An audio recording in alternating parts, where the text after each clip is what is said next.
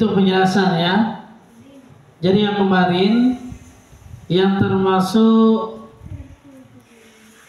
Nabi Ulul Azmi menurut bahasa artinya yang memiliki kemampuan keras. Sedangkan secara istilah Rasul Ulul Azmi adalah Nabi atau Rasul yang memiliki kesabaran yang tinggi dalam menghadapi cobaan dalam berdakwah. Nah, itu namanya Nabi Ulul Azmi.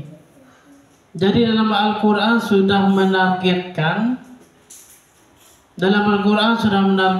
ada 5. Ya, ada 5 nabi-nabi yang termasuk nabi yang Ulul Azmi.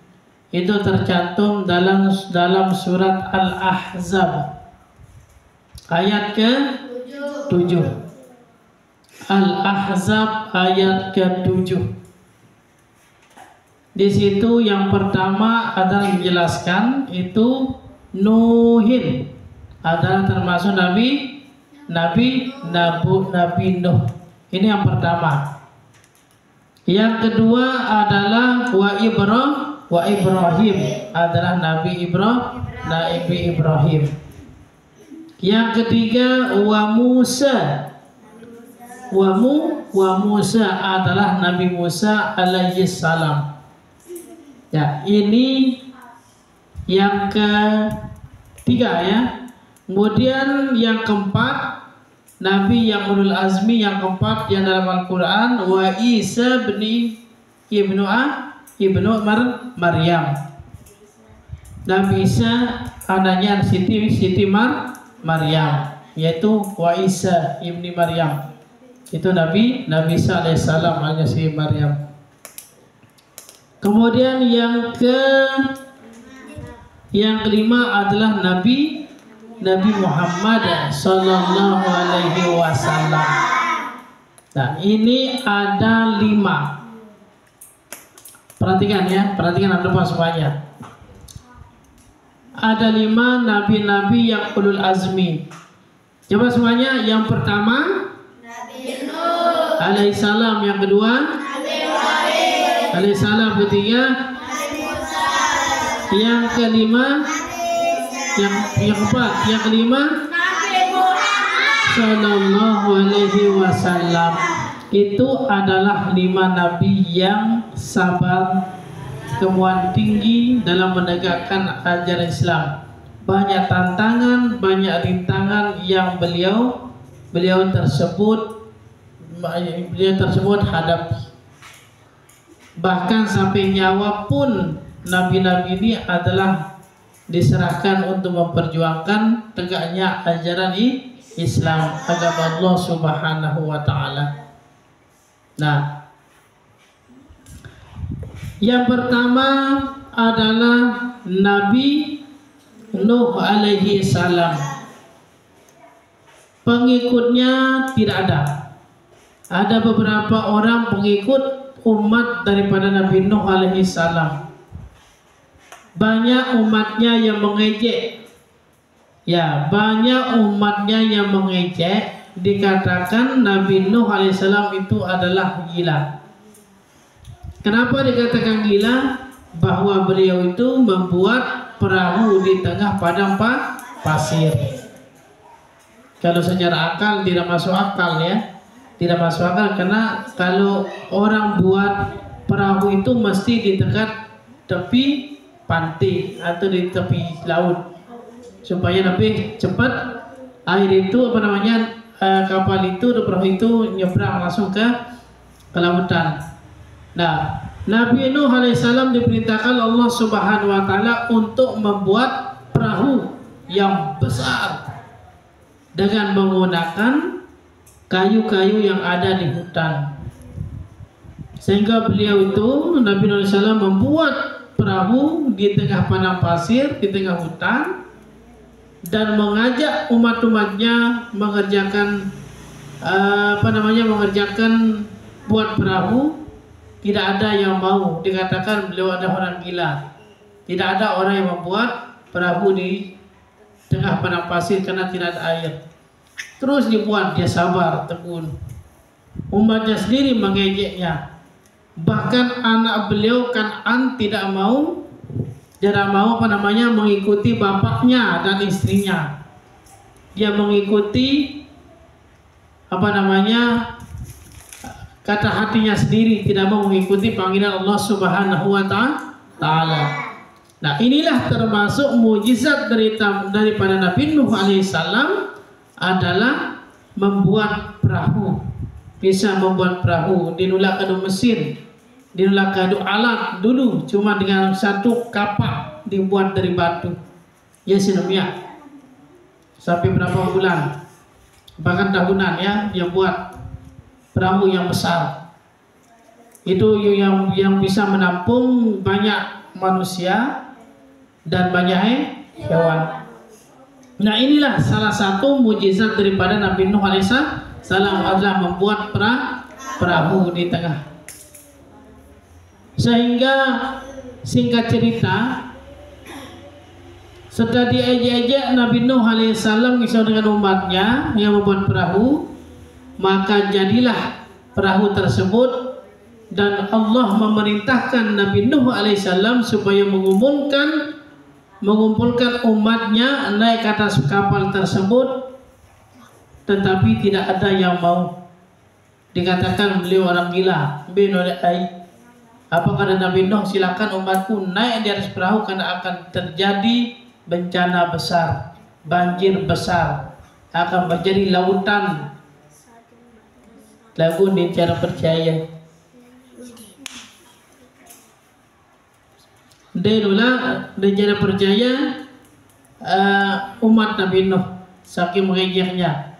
Kemudian tidak lama kemudian naiklah semua binatang-binatang yang ada di hutan itu naik ke kapal Nabi Nuh alaihissalam.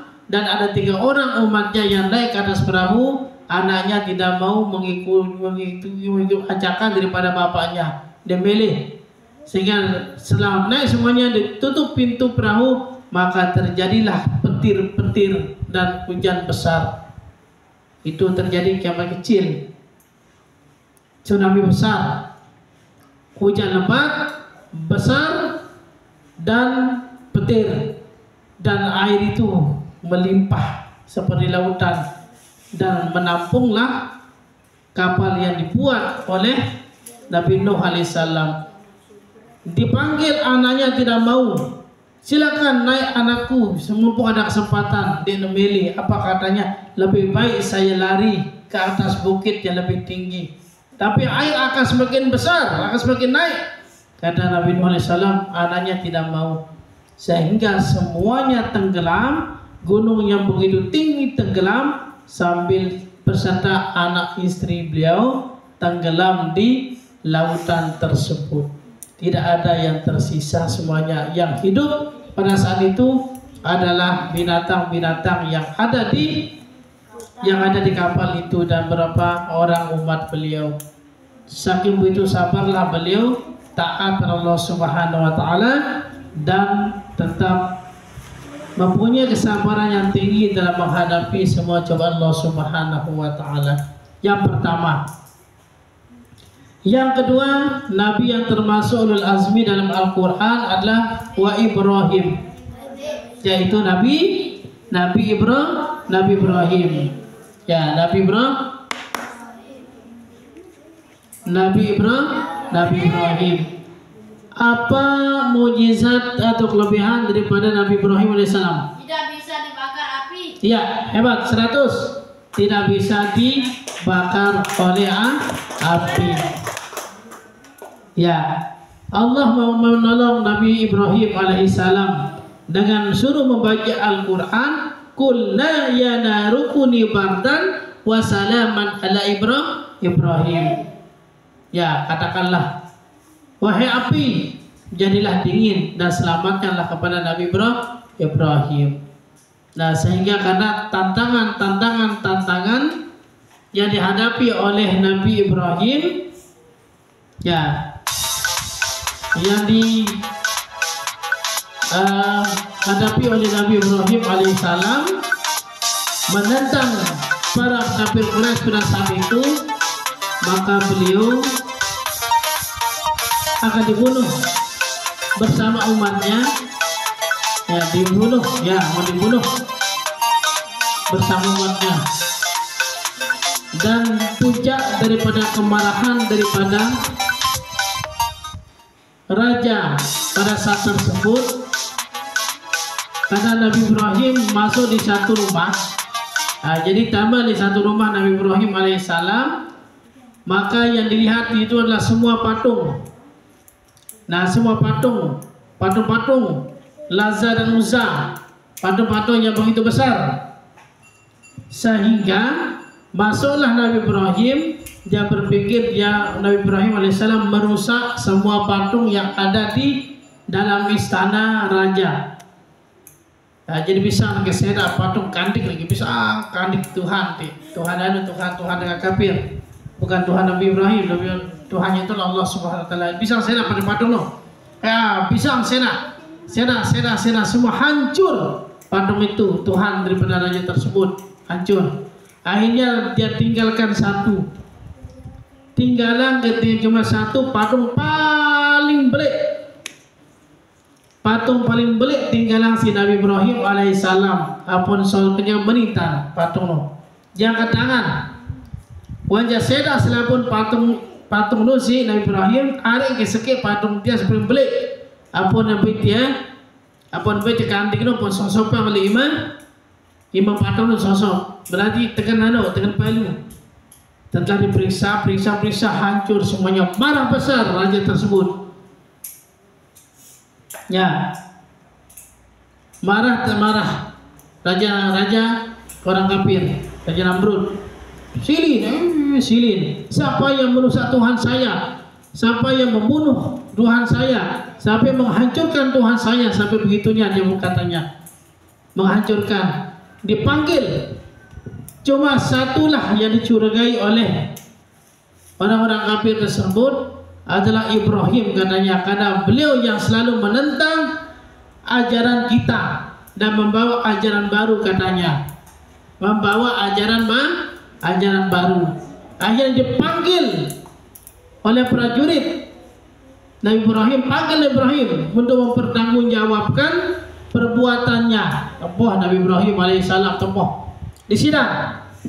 Wahai Ibrahim, sekarang kami akan hukum bakar kamu, hukum pancung kamu karena sudah merusak Tuhan kami katanya. Desena Tuhan. Mana buktinya kata Ibrahim? Betul kasih patung dah. Beliau kata mati.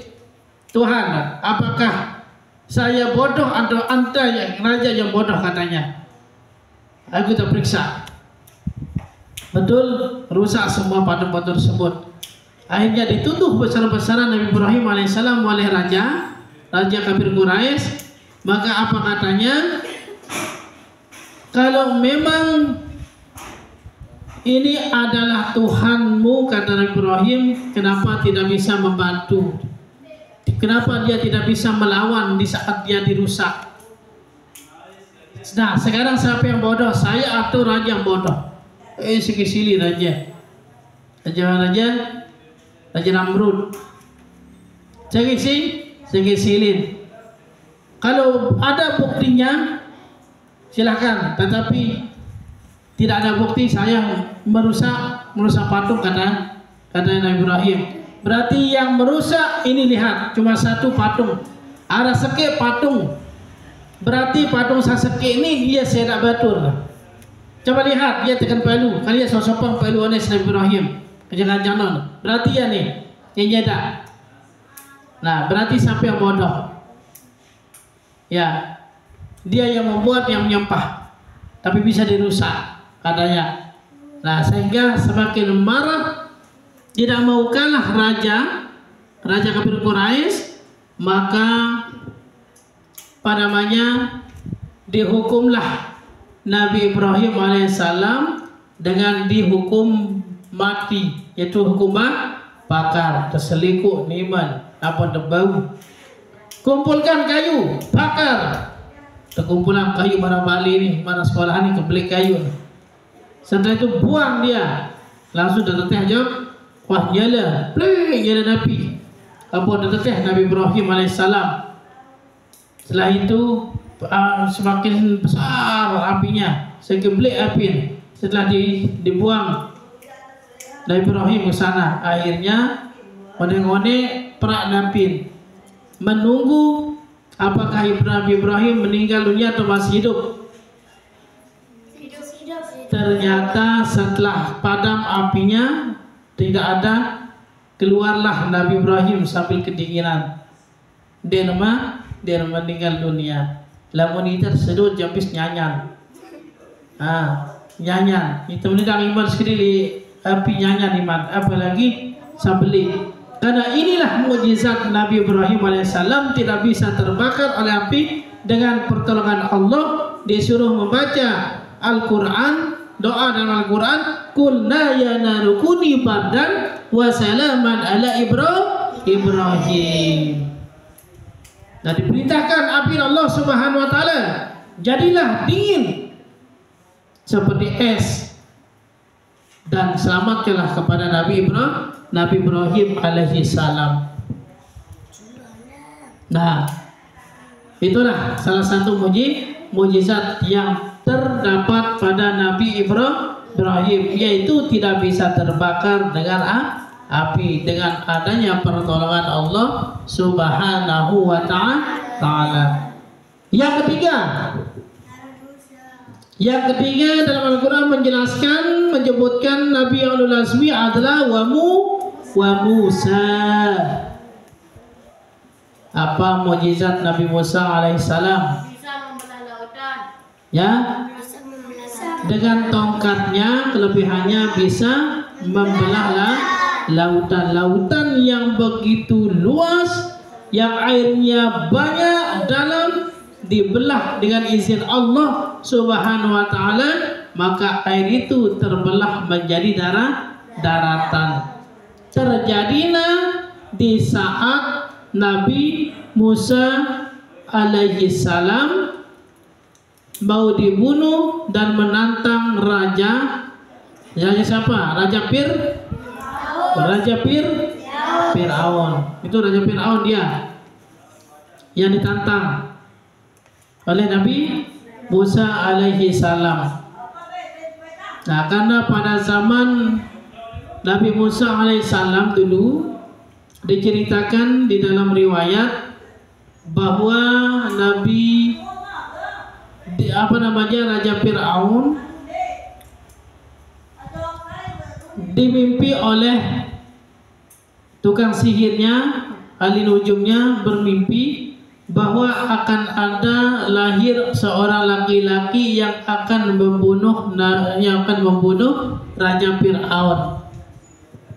Akan lahir nanti seorang laki-laki, tumbuh besar dewasa, itulah yang akan membunuh Raja Fir'aun. Itu diceritakan oleh ahli nujum. Raja Fir'aun akhirnya diperintahkan semua prajuritnya, lamun ara dengan betian periksa, lamun ara dengan nganak periksa, lamun nganak mama mati, bunuh dia, bunuh atau tanam hidup-hidup. Itu katanya Raja Fir'aun. Tetapi kalau perempuan jangan apa-apakan. Kalau ada laki-laki bunuh. Sehingga pada saat itu banyak orang perempuan, ibu-ibu yang melahirkan anak laki-laki langsung dibunuh hidup-hidup, ditanam hidup-hidup. Nomara kemudian tomara menit Raja Fir'aun wah menjadi tanah. Dia bertalat hidup-hidup. Lalu syukur hidup nanengkah Raja Fir'aun. Nah, sehingga pada saat itu ibunya Nabi Ibrahim Nabi Musa alaihissalam hamil besar dan melahirkan. Nah, melahirkan saat itu, malam itu dia melahirkan anak seorang laki-laki. Jadi lamun arak memang harus mati pada saat itu, karena akan tumbuh besar dan membunuh Raja Fir'aun pada saat itu. Jadi dinana dengan baba iru kode-kode. Akhirnya terteduk antara anak tersebut Nabi Musa AS sibuk waktu melahirkan, ketimbangnya mati anak terbungkus barang film sinetron terbungkus pakai kain, kemudian ditaruh atas keranjang apun telehang. Nah telehang oleh sungai apa garan tuh di Mesir yang dua telehang. Nah telehang mulai sampai turut ya anak saya ibun. Akhirnya dia berhenti, Nabi Musa berhenti di depan istri Raja Fir'aun. Lijudu Raja Fir'aun setuju senina Raja Fir'aun tahu mentelah satu hanyutang sibuk.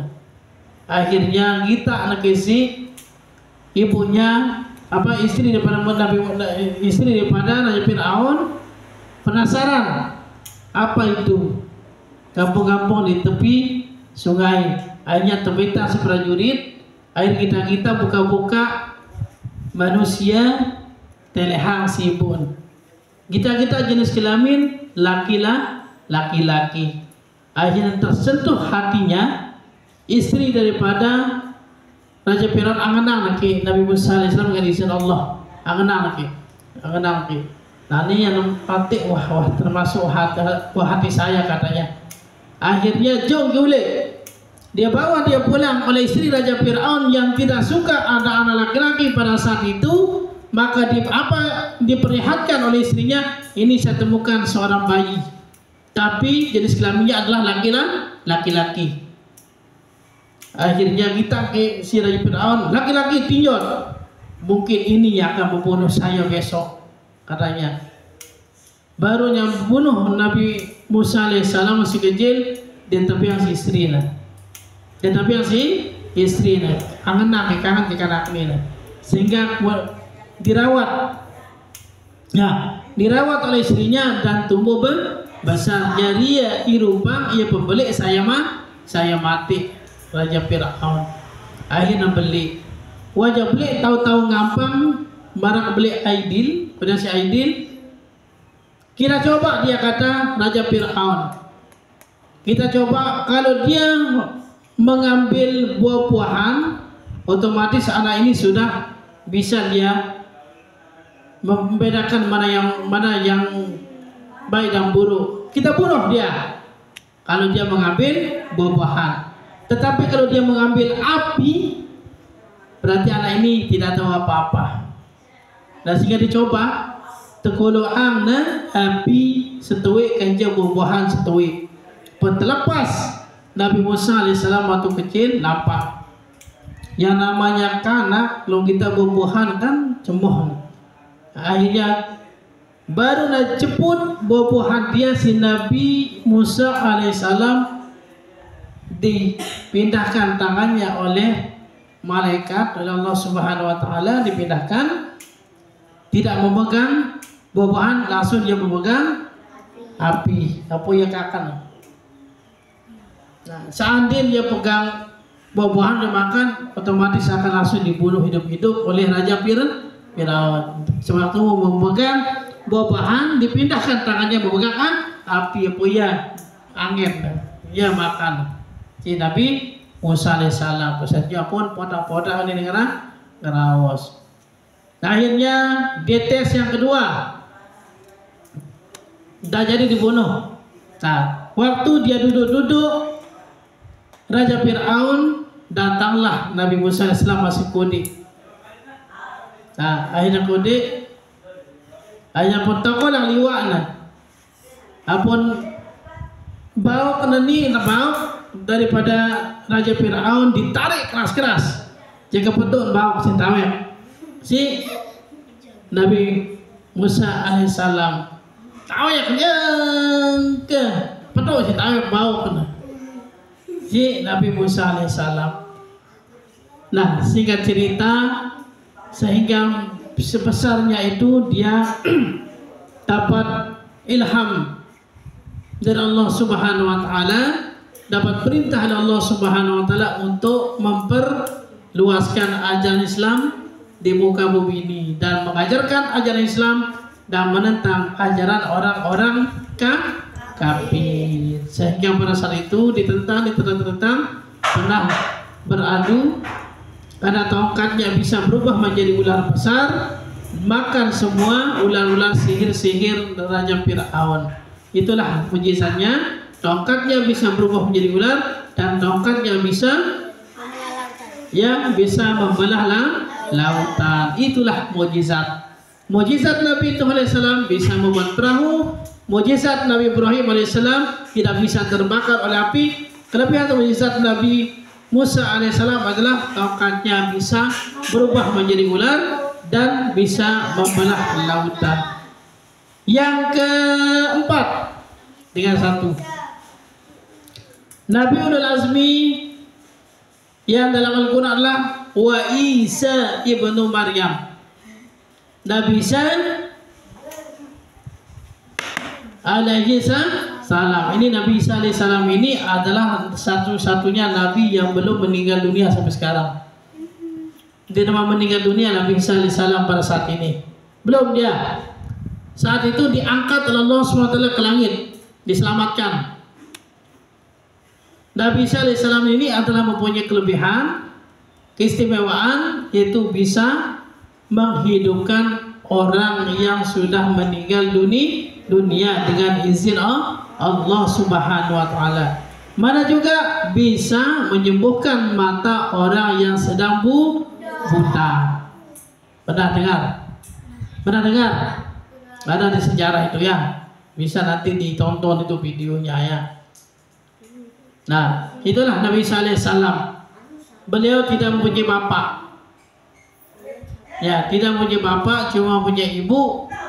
Karena Allah Subhanahu wa taala memerintahkan malaikat Jibril memberikan satu nur kepada ibunya, langsung ke dalam perutnya dan mengandung Nabi Isa alaihissalam.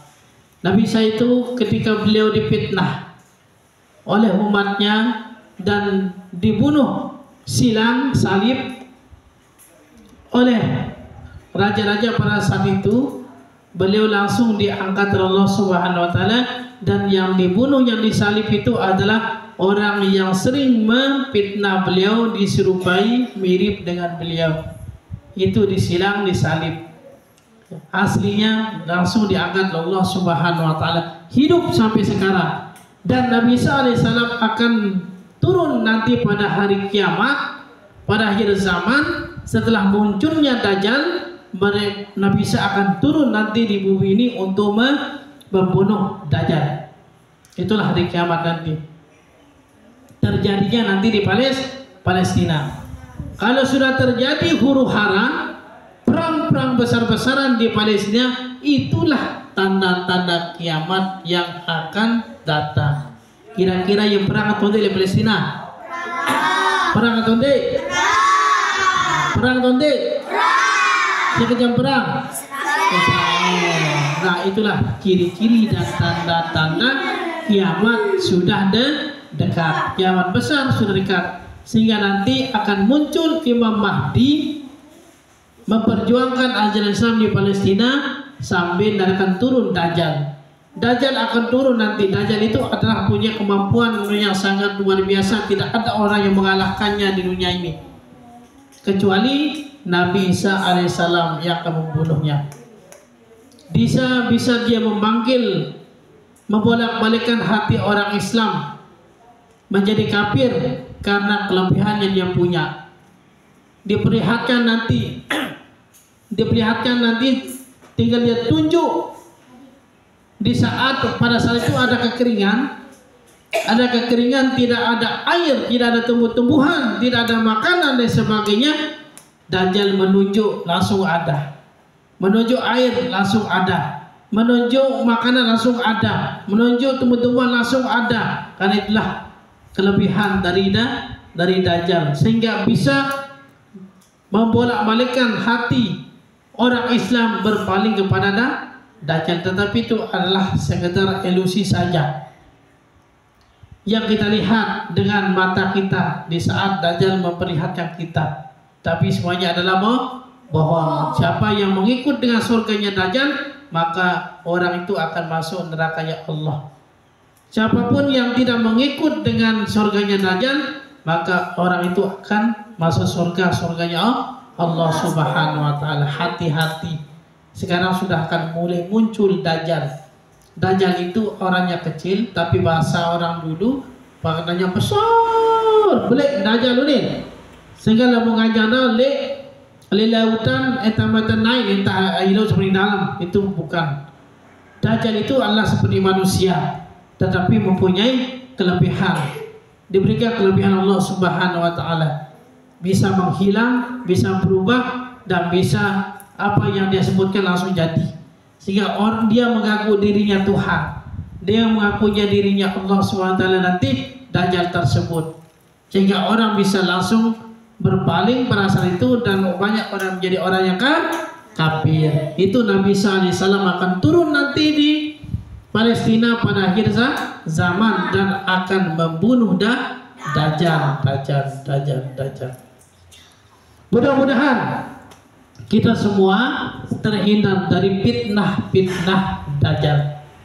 Fitnah Dajjal itulah fitnah yang paling besar. Fitnah Dajjal yang paling besar. Ini sudah mulai nih fitnah ini. Biar kenal fitnah ini pertama dengan gaji abot. Ini sudah mulai ini. Ini anaknya Dajjal. Lamun tanya gaji paling abot. Milih ni gaji, milih nulis doang. Ngeluat milih doang. Lebih suka dia menonton ke konser. Lebih dia melihat hal-hal yang tidak baik. Tanya gaji abot, dia sembahyang abot, itulah Dajjal. Nah, itulah Nabi yang kelima dalam Al-Quran adalah Nabi Isa alaihi salam. Nanti kita akan lihat, kita akan ketemu dengan nabi-nabi ulul azmi nanti di akhirat. Mudah-mudahan ya juga kita mendapat syafaat Nabi Muhammad SAW yang terakhir, yang kelima, Nabi ulul azmi yang sangat banyak tantangan yang beliau hadapi, termasuk juga Nabi yang maksum, tidak berdosa, tidak pernah punya dosa, tapi menyebarkan ajaran Islam di muka bumi dengan yang luar biasa dan sabar tekun dengan penuh cobaan. Yaitu yang terakhir adalah Nabi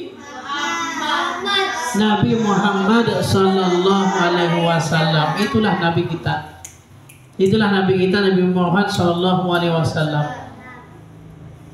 Nah, itulah Nabi terakhir, Nabi Muhammad sallallahu alaihi wasallam. Ya, tidak ada Nabi selain daripada Nabi Muhammad, Nabi terakhir ya. Tidak ada Nabi terakhir selain daripada Nabi Muhammad sallallahu alaihi wasallam. Kalau ada yang mengaku dirinya Nabi, itulah Nabi palsu. Nabi palsu. Ada yang mengaku diri jadi Nabi, tidak sembahyang, aku diri jadi Nabi, tembaun, terpenjara. Ada tuh di timur, apa saya garan, aku diri jadi Nabi, apa edan, ya aku diri jadi Nabi, lalu langsung terpenjara. Nah, itulah nabi-nabi ulul azmi yang tercantum di dalam Al-Quran. Apa semuanya? Apa? Coba. Ayo, Nabi ulul azmi ada 5. 1, 2,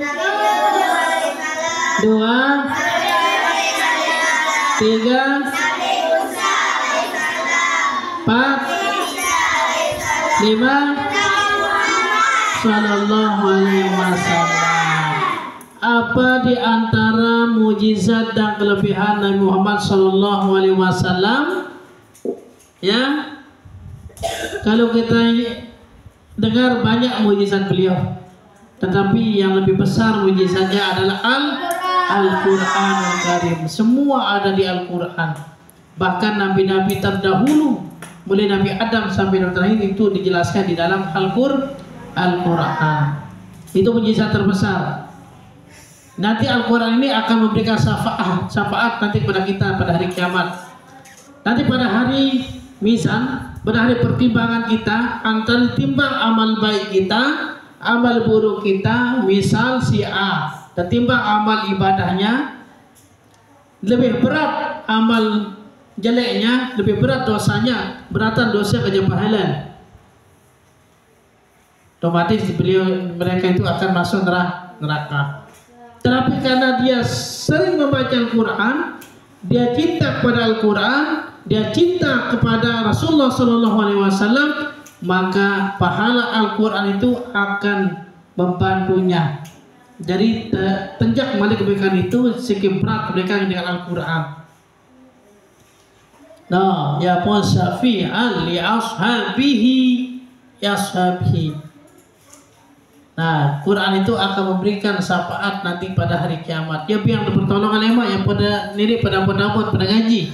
Pada ngaji kan Al-Quran itu akan menolong kita. Nanti pada hari kebangkitan, pada hari kiamat itu dinarak dengan tunduk kita. Tidak ada yang bisa menolong kita. Malaikat yang bisa menolong kita, ibu kita tidak bisa menolong kita, bapak kita nggak bisa menolong kita, adik kakak tidak bisa menolong kita. Apalagi Brian, dia nembut orang si Brian. Yang menolong kita adalah cuma siapa yang satu itu? Allah Subhanahu wa ta'ala. Itu yang menolong kita.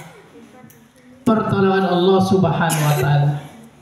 Ya buat baju-baju baju-baju cik sembahyang, baju-baju cik tengah ini di malas-malas doang, dikit lentingnya lawang.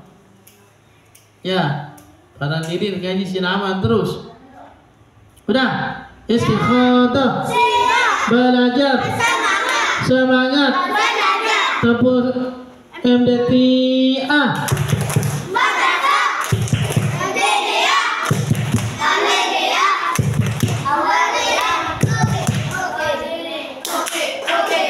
Tepuk fokus.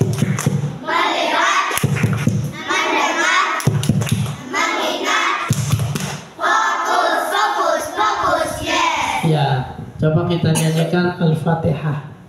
1, 2, 3. Pembukaan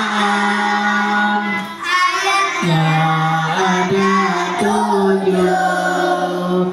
Yawai basmalah utamakan Al-Fatihah.